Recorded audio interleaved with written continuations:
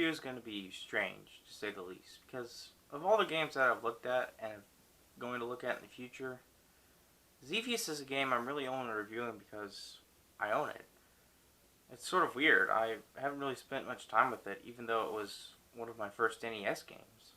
That's right, Xevious was one of my first NES games. I bought it along with Batman when I got my NES, and that was maybe around 4 years ago.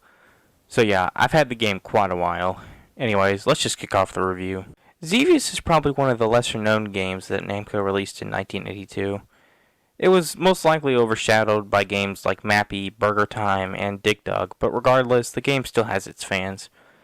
Now, at the end of the last review, I said that the game was a space shooter, but that isn't entirely true. It is a shooter, but it's more like a military simulation to an extent. In the game, you control a ship shooting at enemies in front of you like in Galaga and Space Invaders. And just like those games, there are alien-like spacecrafts and creatures that try to attack you by either charging or shooting at you. Now, the game not only focuses on aerial attacks, but also with land attacks. In front of your ship is a radar that you can use to drop bombs on targets in the ground that also attack you. With two types of attack ranges, you can definitely rack up the high score quickly, but it can also lead to the player becoming careless and focusing on one target area over the other. From what I've played, there aren't any real ways to power up your ship besides hitting the fire button faster.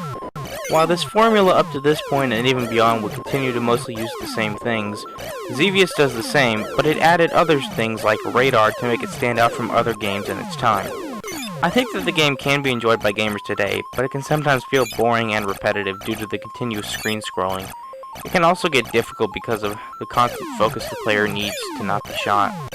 Now, like I said in the previous review, the only ports that I'm interested in looking at are the NES ports because, for the most part, they provide the most accurate recreation of the arcade game. From looking at both games, Xevious on the NES is another well-done port. Nothing was really lost in the transition other than certain audio tracks sounding different. Overall, it was a very faithful port. In conclusion, I think that Xevious is a good game, but I think other games like Galaga and future space shooters on consoles like Gradius and Life Force provide a much more enjoyable experience than this game in this genre. If you're interested in playing, by all means, give it a shot, but it just may not be the most immersive experience like other games. Now, I realize that my opinions of this game have been somewhat negative, if not a little in the middle, throughout this entire review, and to be honest, it's not really the game's fault. It's sort of just an opinion thing. And like I said earlier, it's probably just because I haven't spent much time with the game. But one day, I may come back to this game and give it the proper review that it deserves. But for now, this is what I think of the game. The next time, we're going to go back to Nintendo and look at the final two games for this series. Starting, of course, with the ending of the Donkey Kong Arcade Trilogy, Donkey Kong 3.